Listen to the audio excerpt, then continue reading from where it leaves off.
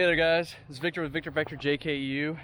I am out at Reiter Foothills ORV Area and we are helping out Michael Kash with a little work party out here today, working on getting tanked. And so we've already been at it for a couple of hours. I just ran back to the Jeep, pick up some Gatorade, and heading back over here to keep getting to work. But so far I've been moving a lot of rocks, bringing rocks in from sort of the main road into this area, into this obstacle, and then working on filling in, I guess, depending on which side you come in, is either the first or the second hole, but basically I'll go ahead and flip around real quick. So working on the second pit over here, so not this first pit, but we're also working on making some recovery points and stacking rocks, fixing some holes over here. So let's go ahead and walk on over.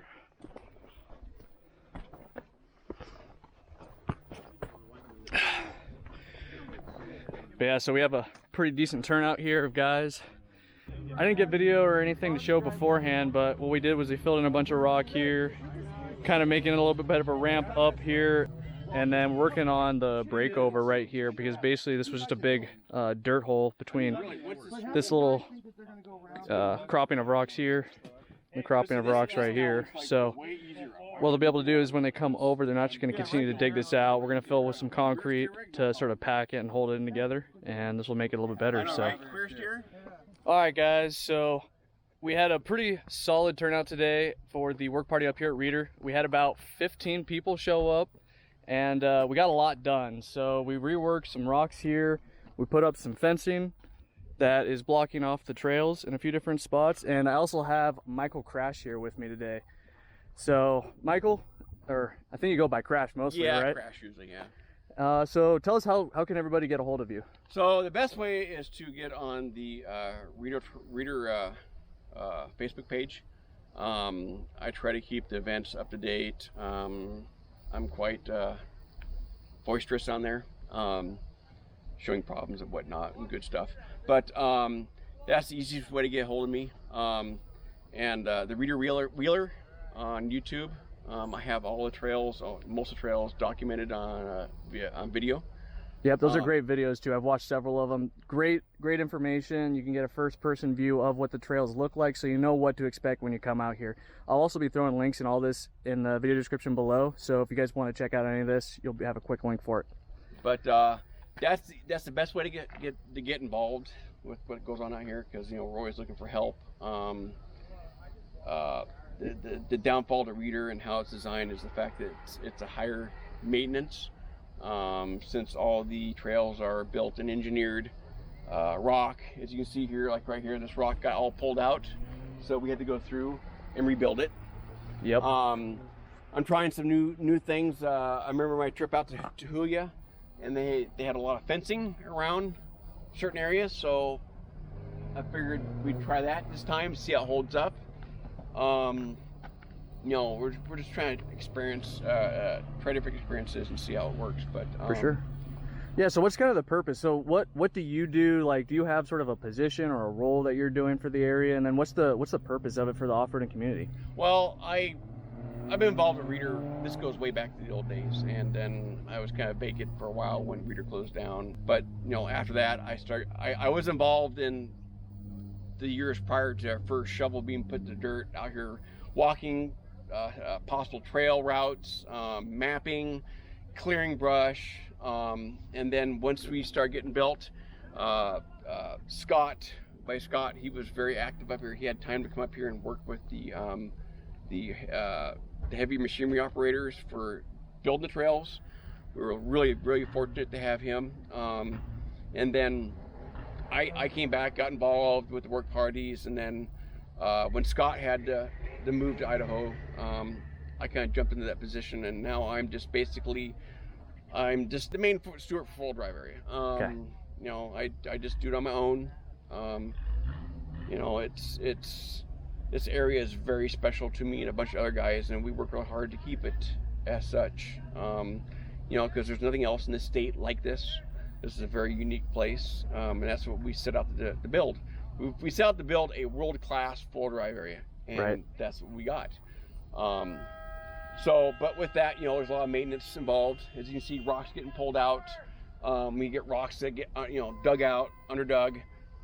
We've changed how our building techniques have changed since our very first trail, the driveway.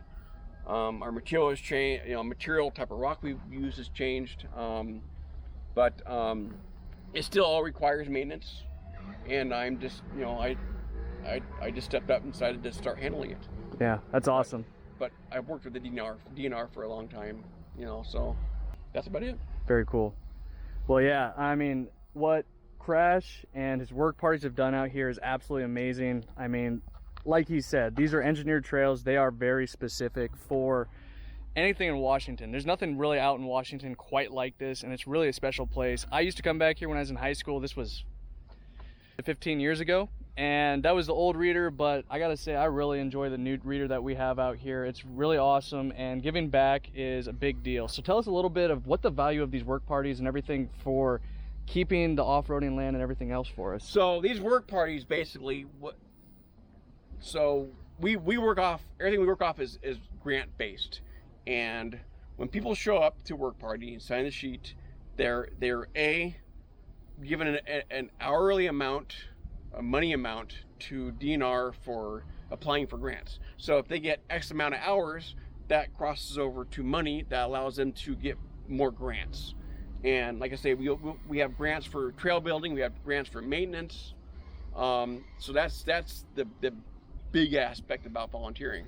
Not only that, it's the satisfaction too of just giving back to the community, because in reality, 1% of the community gives back, typically, on the ground. I mean, there's guys out there that will sign petitions and talk with representatives and a DNR, and that's great, and we need that. But for the boots on the ground, 1% of the community really is there doing what needs to be done to keep things as it should be. Right. And because there's nothing worse than having an obstacle that gets destroyed, and now no one can drive it, so they drive around it, and then it just turns into a mess. Right. And that brings us to another point too. It's really important to stay on the trails, guys. Please don't deviate around or go, make bypasses and stuff. If there is a legitimate bypass that looks like it was established for a purpose, go ahead and use it if you cannot get through the obstacle. But most out here at Reiter, we have gatekeepers set up, and those are in place to make sure that your rig is built properly to get through the obstacles ahead. So don't bypass those gatekeepers and then get stuck into a place that you shouldn't be in. So I think that's really important, and just try to preserve the trails, because if we don't, we'll lose this land, right? Yeah. And that would suck. If you look at the amount of trail miles for four-wheel drives in the state, it's, compared to like single track and quad, it's pretty low. Right. And you compare it to hiking trails, it's even lower. Oh yeah. Granted, we have a big batch of stuff over Monastash and Nat Cheese, which is, I love it over there. But for those of us that live on the west side, if it's not here, you're spending an hour and a half to go to Walker Valley. You're spending two and a half hours to go to Tahuya. You're spending 2 hours to go to Elby. Right. So it's very spaced out. So the area you live near, be passionate. Yep. Try to help and protect it. Yep. And and not everyone needs to come to work party. I get it. If we get too many people, it turns into a cluster. Right. But people out here simply just staying on the trail and being responsible is a huge help to us. And picking up trash. If you guys are spotting people through an obstacle and you see an area and there's some trash thrown around or something, pick it up.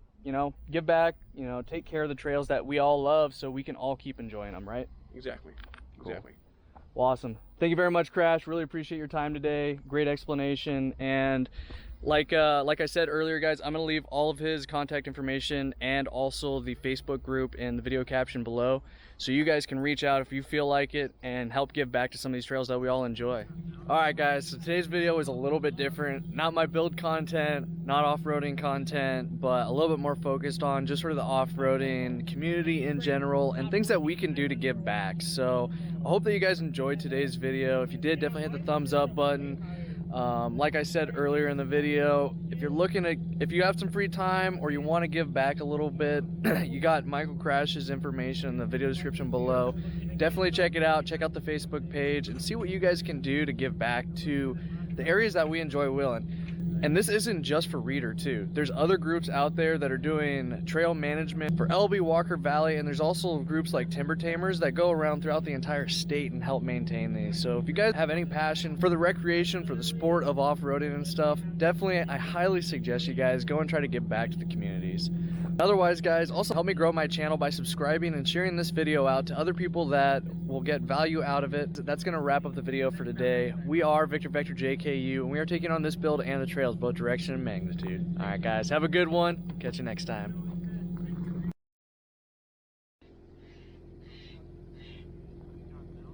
Your hair looks perfect. Thanks, bud. Thanks.